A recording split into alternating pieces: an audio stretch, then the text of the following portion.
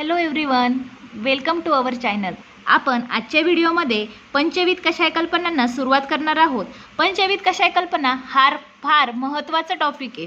यामध्ये कल्पना निर्माण 1 मध्ये आपल्याला प्रायमरी डोसेस फॉर्म आणि सेकंडरी डोसेस फॉर्म म्हणजे याच्या कल्पना आणि उपकल्पना यांचे वर्णन आपल्याला कल्पना निर्माण 1 मध्ये केलेले आहे.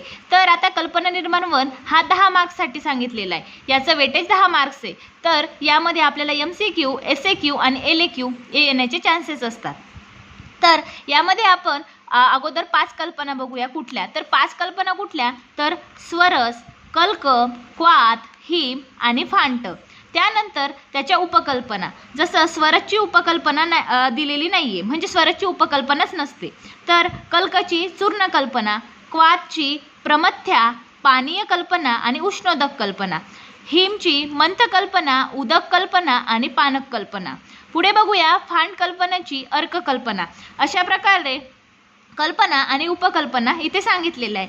तर आपल्याला जर क्वेश्चन जर कसा येईल, तर आपल्याला ह्या 5 कल्पनेपैकी एक SAQला येऊ शकतो आणि त्याचबरोबर ज्या उपकल्पना आहेत त्या उपकल्पनापैकी एक कल्पना आपल्याला SAQला 5 मार्क्ससाठी एक्सप्लेन करायला येऊ शकते. आणि जर LAQला जर बघितलं तर LAQला स्वरस आणि क्वाथ येण्याचे जास्त चान्सेस असतात.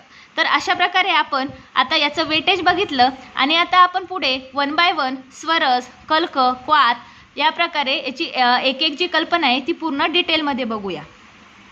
या अगोदर आपण आता पंचविध कषाय कल्पनेचं महत्त्व काय आहे, त्याचबरोबर त्याची जे श्लोक आहे त्या सर्व गोष्टी आपण अगोदर बघूया. तर यामध्ये सुरुवातीला पंचविध कषाय कल्पना.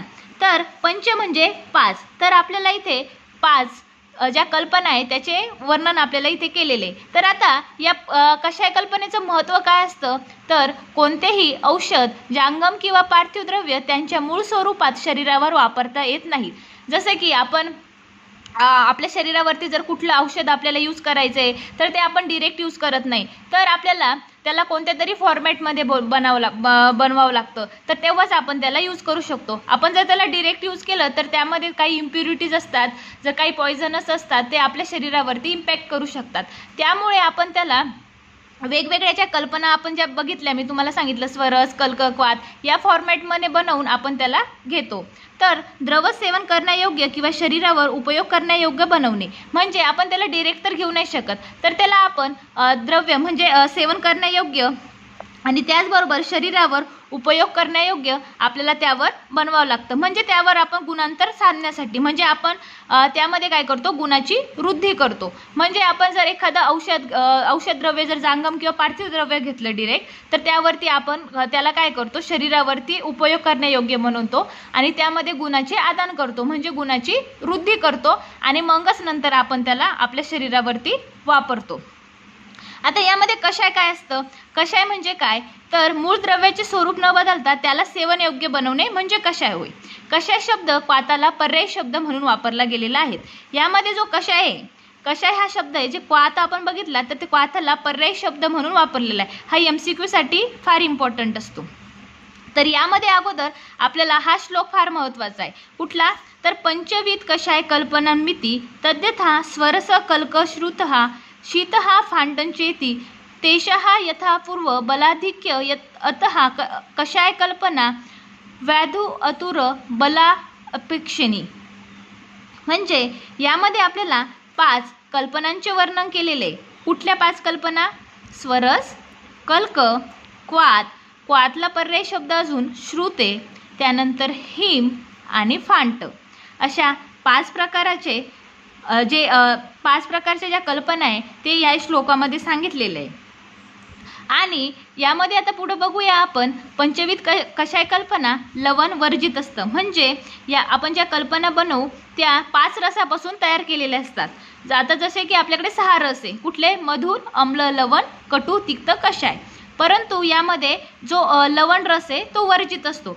आता लवण रस वर्जित असण्याचं कारण काय आहे? जर आपण लवण रसाला जर पाण्यामध्ये मिक्स केलं किंवा त्याची कुठली कल्पना बनवली तर ते विरघळून जाईल, म्हणजे त्यापासून लवण रसापासून आपण कुठलीच कल्पना बनवू शकत नाही.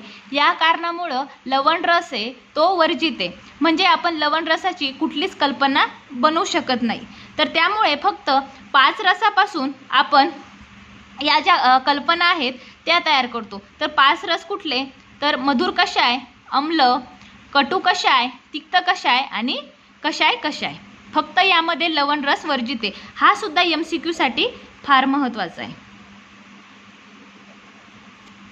पुढे बघूया आपण आता याची पंचविध कषाय कल्पना आहे याचे वर्णन चरक संहितामध्ये सर्वप्रथम करण्यात आलेले आणि चरक संहितामध्ये पंचविध कषाय कल्पना सांगितलेलं आहे. म्हणजे स्वरस, कल्क, क्वाथ, हिम आणि फांट अशा प्रकारे 5 कल्पना चरक संहितामध्ये सांगितलेल्या आहे. आता सुश्रुत संहितामध्ये षड्विध कषाय कल्पना सांगितलेलं आहे. आता षड्विध म्हणजे 6वी कोणती ॲड केली? तर क्षीर. आता क्षीर काय असतं? जे वनस्पती असतं तर ते वनस्पतीच्या खोडापासून जे क्षीर निघतं त्याला आपण क्षीर कल्पना असे म्हणतो. तर अशा प्रकारे सुश्रुतने म्हणजे 6 कल्पनेचे वर्णन केले. तर 6वी कुठली? तर क्षीर. हे सुद्धा MCQ साठी महत्त्वाचं आहे. तर 6वी क्षीर. आता पुढे बघूया काश्यप संहिताने सप्तविध कषाय कल्पनाचे वर्णन केलेले. आता सप्तविध म्हणजे 7. तर आता 7 कुठल्या? तर पहिल्या तर 5 कुठल्या? स्वरस, कल्क, क्वाथ, हिम आणि फांट ह्या झाल्या 5. आणि नंतर कुठली सांगितली? एक झाली चूर्ण, एक सांगितली अविशव म्हणजे मद्य. यांनी 2 ॲड केल्या. कुठल्या? एक जर झाली चूर्ण आणि अविशव म्हणजे मद्य. तर मध्यमध्ये आसाव कल्पना हे आपण पुढे बघूया. अशा प्रकारे काश्यपने 7 कल्पनांचे वर्णन केलेले. तर आपण आज इंट्रोमध्ये बघितलं पंचविध कषाय कल्पनाचे महत्त्व काय, त्याचबरोबर पंचविध कषाय कल्पना कुठल्या, त्याचबरोबर त्याच्या उपकल्पना कुठल्या. अशा प्रकारे आपण आज ह्या व्हिडिओमध्ये पंचविध कषाय कल्पनांचं इंट्रोडक्शन केले. तर आपण आता पुढे 1 बाय 1 स्वरस, कल्क, क्वाथ, हिम आणि फांट याबद्दल एक व्हिडिओमध्ये याची कृती, त्याचबरोबर त्याचे डोसेस फॉर्म, पर्यायी शब्द, पद्धती या आपण पुढे 1 बाय 1 एका व्हिडिओमध्ये बघूया. थँक्यू.